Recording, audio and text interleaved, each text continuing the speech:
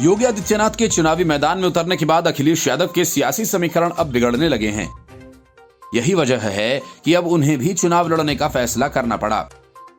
विधानसभा चुनाव लड़ने का ऐलान करने के बाद भी अखिलेश यादव की मुश्किलें कम होंगी ऐसा लगता नहीं, क्योंकि बीजेपी उन्हें उनके ही मैदान में उलझा कर रखने की पूरी कोशिश करेगी। माना जा रहा है कि अखिलेश यादव चुनाव लड़ने का ऐलान कर एक तरह से बीजेपी की रणनीति में फंस गए हैं। अखिलेश यादव के पास 2-3 सीटों का विकल्प है, लेकिन अभी उन्होंने सीट तय नहीं की है। अखिलेश ने चुनाव लड़ने का मन बनाया है। आजमगढ़, मैनपुरी और इटावा समेत कई जिलों से समाजवादी पार्टी के लोग उनसे चुनाव लड़ने की अपील कर चुके हैं। अखिलेश यादव पहली बार राज्य में विधानसभा का चुनाव लड़ेंगे। उन्होंने इससे पहले कहा था कि वे चुनाव नहीं लड़ेंगे और राज्य में हर सीट पर अपना ध्यान फोकस करेंगे। बीजेपी ने मुख्यमंत्री योगी आदित्यनाथ को विधानसभा चुनाव में उतारा है। उन्हें पूर्वी यूपी की गोरखपुर सदर सीट से चुनावी मैदान में उतारा गया है।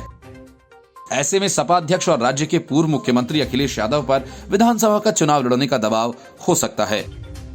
अखिलेश के विधानसभा चुनाव लड़ने के फैसले पर सरकार में मंत्री मोहसिन रजा ने कहा कि अखिलेश यादव मन से चुनाव तो नहीं लड़ने जा रहे, बल्कि वो भारी मन से चुनाव लड़ने जा रहे हैं, क्योंकि बीजेपी ने योगी जी और उप मुख्यमंत्री केशव जी को चुनाव लड़ने की बात की, तो इसे लेकर उनकी पार्टी के सदस्यों ने जरूर सवाल किया होगा, आप क्यों नहीं चुनाव लड़ेंगे। उन्होंने कहा कि मुझे नहीं लगता कि वो चुनाव लड़ना पसंद करते हैं, क्योंकि मैदान में जाने वाले लोग हमेशा मैदान में दिखते हैं। उत्तर प्रदेश में 7 चरणों में विधानसभा चुनाव शुरू होने जा रहा है। 10 फरवरी से वोटिंग शुरू होगी। राज्य में दूसरे चरण का मतदान 14 फरवरी को, तीसरे चरण की वोटिंग 20 फरवरी को, चौथे चरण की वोटिंग 23 फरवरी को और 5वें चरण का मतदान 27 फरवरी को। छठे चरण की वोटिंग 3 मार्च को और 7वें चरण और आखिरी चरण के लिए 7 मार्च को वोट डाले जाएंगे। Bureau report, news of India.